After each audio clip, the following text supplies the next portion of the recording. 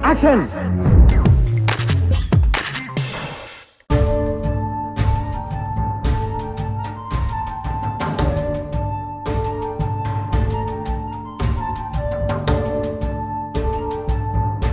బ్రహ్మంగారు చెప్పిన కాలజ్ఞానంలో పంది కడుపులో ఏనుగు పిల్ల పుట్టింది. అదే హుజూర్ నగర్లో జరిగింది.